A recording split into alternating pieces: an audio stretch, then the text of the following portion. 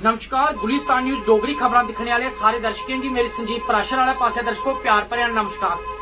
गल करचे भारतीय जनता पार्टी दी ते अगर गल करचे जियां उनके कोल मते सारे ओहदे न और उन्हें ओहदे जेहड़े लोकें गी दित्ते दे न, पर जेहड़े लोग न ओह भी उन्हें ओहदे उपर मता सारा जेहड़ा कम ग्राउंड विच करा करदे। इयां गै अगर गल करचे पौनी इलाके दी ते पौनी दे जेहड़े भाजपा दे मंडल प्रधान अजय सेठ होर साढ़े कन्नै बैठे दे न। सेठ साहब नमस्कार। नमस्कार जी, गुलिस्तान चैनल का बहुत बहुत धन्यवाद, आपने हमारे लिए टाइम निकाला जी। ते सेठ साहब जे गल करचे पौनी दी ते तुस मंडल प्रधान भी आओ, और अगर विकास की गल करचे ते किन्ना हारा विकास जेहड़ा इस इलाके च होया है? देखो जी, विकास की जी गल है जी साड़ी 2-2.5 साल सरकार रही जम्मू कश्मीर में, और जिसले मौजूदा सरकार जी केंद्र में साड़ी चला रही मोदी सरकार, और जोड़े भी कम उन्होंने वो अच्छे कम हुआ जल शक्ति मिशन दिखी लाओ, तो उसके बाद सारा PDD दिखी लाओ, वो भी काफ़ी सारा कम होया। बिजली जिन्हें ग्राएं में बिजली नहीं उत्थे बिजली पहुंची है, जिथे ग्राएं पानी नहीं है उत्थे बिल्कुल पानी का जल शक्ति मिशन में काम चला रहा है।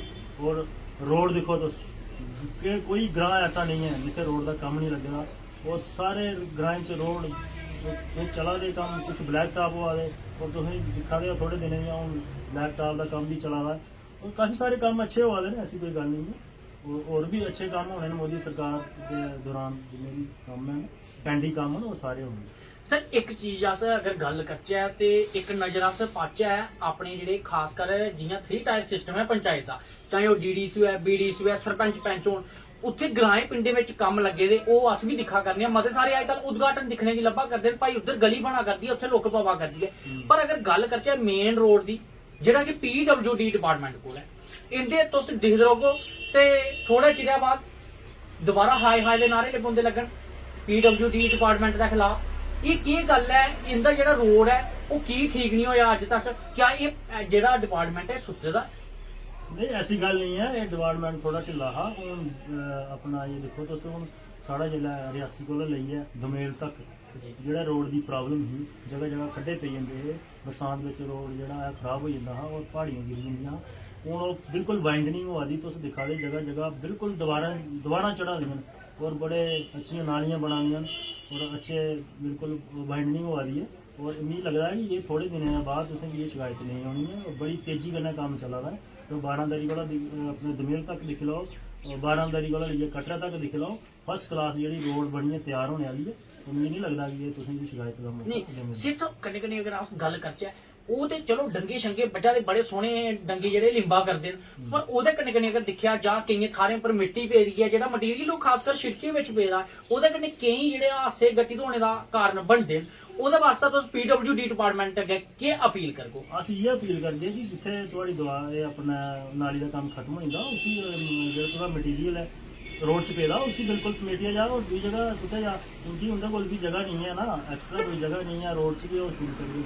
हूँ ये आखन कि जितने उसकी दीवार का काम खत्म हो जाता या उसका काम खत्म हो जाता अपने नाली का, उसी जो मटीरियल है उसी समेटिया दूसरी जगह शिफ्ट किया जा और ऐसे हादसे कोला बचया जा। जी सर, कन्नै कन्नै गल करचे जियां बिजली की गल करचे खास करिए, तो बिजली के इन्हें दिनों में देखो जी जियां 8 घंटे कटौती के किश आर्डर आए दिन कि 8 घंटे कटौती जी रोनी है, ਉਹਦਾ ਕੀ ਕਾਰਨ ਹੈ? और खास करिए अगर दिखचा तो तुस जेडी ये बिजली की कटौती की समस्या है इसी लिए ऊपर थोड़ी के संदेश भेजा करते हो? ये संदेश नहीं थोड़े माध्यम करना है कि इसी जल्द से जल्द ठीक किया जा, जड़ियाँ भी प्रॉब्लम बिजली के संबंधित आवादियाँ उन्हें भी जल्द को जल्द ठीक किया जा।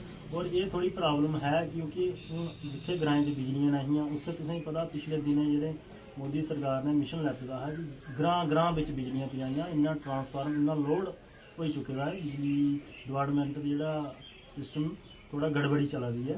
मुझे लगता है कि ये जी गड़बड़ी है रियासी सारा ग्रिड स्टेशन बनिए तैयार हो चुके है, और मुझे लगता है ये जल्द ही 2-4 महीने नहीं लगी सकते, 1-2 महीना मुझे लगता है ये चालू हो जाना। और मुझे लगता है कि बिजली की समस्या जी कटौती की है ये भी मुझे लगता है ये ठीक हो जाएगी जी। तो कन्नै कन्नै अगर जेड़ा ये सारा सेहत महकमा अगर यदि गल की जा तो सेहत महकमे का जेड़ा इत्थे हस्पताल है वो जिन्नियां फैसिलिटियां प्रोवाइड होनी चाहिए क्या वो आप कर दियां? देखो ये PHC है, PHC में जिन्नी फैसिलिटी फाल कर दी है जी, उत्थे तो वो काम ठीक हुआ है जी, लेकिन मुझे लग रहा है कि ये हॉस्पिटल की अपग्रेड होना चाहिए, क्योंकि साढ़े इतने 30 लाख के करीब इस बार सारी शिवखोड़ी यात्रा आई है, और साढ़ी 50-60-70 हज़ार इत्थे दी पॉपुलेशन है। ये मिगी असें भी लगदा है कि ये थोड़ा जिहा साढ़े ने बेइंसाफी होई है। इस हॉस्पिटल गी जल्द कोला जल्द अपग्रेड कीता जाओ। मिगी लगदा है मोदी सरकार दी साढ़ी जेह्ड़ी 2.5 साल सरकार रही, साढ़े ते जेह्ड़े विधायक रेह् उंदी पाइपलाइन बिच हाँ। और मिगी लगदा है कि जेल्लै भी हून हॉस्पिटल कुदै भी जम्मू कश्मीर अपग्रेड होंदे कि पहला नंबर साढ़ा गै होना पौने दा। ये भी जेह्ड़ी समस्या साढ़ी हल होनी जी बड़ा बड़ा शुक्रिया, तुसें अपना कीमती समय असें गी दित्ता है। ते ये साढ़े कन्नै भाजपा दे मंडल प्रधान पौनी अजय सेठ होर गल करा करदे हे। और खास करियै जियां इन्हें भी गलाया कि जिथे पानिया दी कमी ही उत्थे जेह्ड़े टेंडरिंग सिस्टम होए दा जल जीवन शक्ति मिशन दे तहत जेह्ड़ियां पाइपलाइनां बिछा करदियां और पानी दी जेह्ड़ी परेशानी है वो भी जल्दी दूर हो जानी है। पर जियां इन्हें सनाया कि थाएं थाएं जेह्ड़े उद्घाटन भी हुआ करदे न और शिड़कां भी बना करदियां। पर खास करियै मैं PWD डिपार्टमेंट रियासी गी एह् गल गलांग कि 12 दरी कोला लेइयै तुस अगर कटरा आह्ली बक्खी जा करदे हो ते 9 देवियां तक, ते जेकर पौनी आह्ली बक्खी आवा करदे हो ते दमेल तक, भाई जेह्ड़ा एह् गंद शंद जेह्ड़ा भी है शिड़कें बिच सट्टे दा इसी ढाई लाओ, करी लाओ साइड उप्पर। क्योंकि दिक्खेआ एह् जाना चाहिदा कि इत्थे साफ सफाई होनी चाहिए। चलो कम्म ते तुस करा करदे हो, तुहाड़े डंगे जेह्ड़े बना करदे न, ओह्दे कन्नै कन्नै जेह्ड़ा मटीरियल है इसी चुक्कना चाहिदा मौके उप्पर। क्योंकि इत्थे जेह्ड़े केईं भी हादसे न ओह् घटित होई सकदे न। ते मिगी ते मेरे कैमरामैन होरें गी दिओ इजाजत। नमस्कार, दिखदे रवो गुलिस्तान न्यूज़ चैनल।